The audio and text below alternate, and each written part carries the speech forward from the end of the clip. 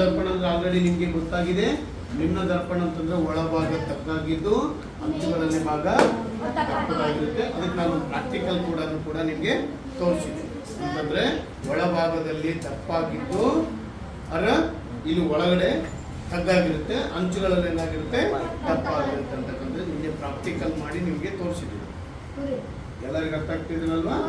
So ಈಗ ಈ ದರ್ಪಣವನ್ನ ಒಂದು ಸ್ಟ್ಯಾಂಡಲ್ಲಿ ಇಟ್ಬಿಟ್ಟು ನಾನು ಕೆಲವೊಂದು ಅಂತರಗಳನ್ನು ಬರ್ಕೊಂಡಿದ್ದೀನಿ. 5 centimetre, 10 centimetre, 20 centimetre, 30 centimetre, 40, 50 centimetre ಬರ್ಕೊಂಡು ಯಾವ ರೀತಿ ಪ್ರತಿಬಿಂಬ ಕಾಣುತ್ತೆ, ಇದು ಬಹಳ ಇಂಪಾರ್ಟೆಂಟ್.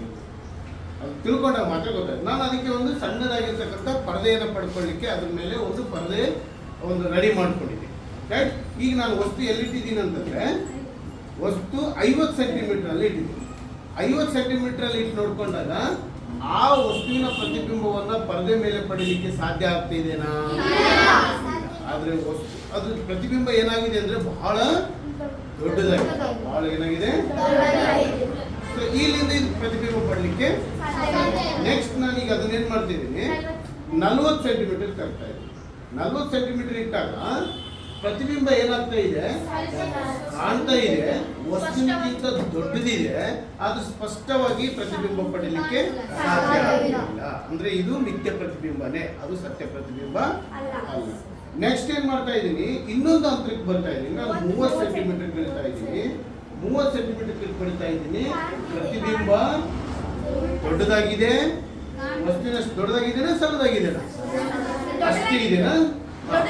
ವಸ್ತುವಿನಷ್ಟೇ ಇದೆ. ಎಷ್ಟಿದೆ? ವಸ್ತುವಿನಷ್ಟೇ ಇದೆ. ಪ್ರತಿಬಿಂಬ ಹೇಗಿದೆ? ಉಲ್ಟಾಗಬಾರ್ದು, ತಲೆ ಕೆಳಗಾಗಿದೆ ಅಂತ ಹೇಳ್ತಾರೆ. ಏನಾಗಿರ್ಬೇಕು ಅಂತ ಹೇಳ್ಬೇಕು?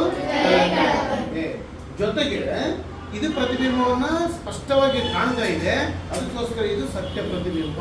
ಇದೇನಂತ ಕರಿತೀವಿ ನಾವು ಇದಕ್ಕೆ?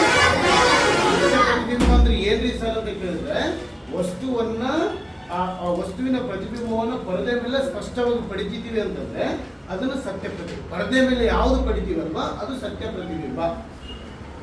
ಗೊತ್ತಾಗ್ತಿದೆನಾ? ನೆಕ್ಸ್ಟ್ ನಾನು ಮತ್ತೆ ಎಲ್ಲಿ ತರ್ತಾ ಇದ್ದೀನಿ, 20 ಸೆಂಟಿಮೀಟರ್. 20 ಸೆಂಟಿಮೀಟರ್ ತಕ್ಕ ನಾನು ಮತ್ತೆ ನೋಡ್ತಾ ಇದ್ದೀನಿ. ಪ್ರತಿಬಿಂಬ ಕಾಣ್ತಾ ಇದೆನಾ? ಇಲ್ಲ, ಸತ್ಯ ಪ್ರತಿಬಿಂಬ ನೋಡೋಣ. ವಸ್ತು ದೊಡ್ಡದಾಗಿದೆನಾ ನೋಡ್ಕೊಂಡು. ಪ್ರತಿಬಿಂಬ ಪಡ್ಲಿಕ್ಕೆ ಸಾಧ್ಯ ಆಗ್ತಿದೆನಾ? ಆದ್ರೆ ಸ್ಪಷ್ಟ ಪ್ರತಿಬಿಂಬ ಎಲ್ಲಿ ಪಡ್ಕೊಂಡಿ ನಾವು?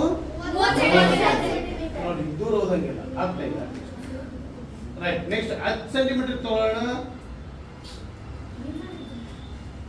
ರೈಟ್, ಕರೆಕ್ಟ್ ಆಗಿ ಇಟ್ಕೋ, ನೇರವಾಗಿ ಇಟ್ಕೋಬೇಕು. ನೇರವಾಗಿ ಇಟ್ಕೊಂಡು ಪಡಿಲಿಕ್ಕೆ ಸಾಧ್ಯ ಆಗ್ತಾ ಇದೆನಾ? 5 ಸೆಂಟಿಮೀಟರ್ ಇರ್ತಾರೆ.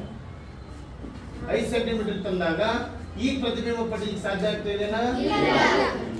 ನೋಡಿ, ಹಾಗಾದ್ರೆ ಯಾವುದರಲ್ಲಿ ಸತ್ಯ ಪ್ರತಿಬಿಂಬವನ್ನು ಪಡಿತೀವಿ ಅನ್ನೋದನ್ನು ನೋಡ್ಬೋದು.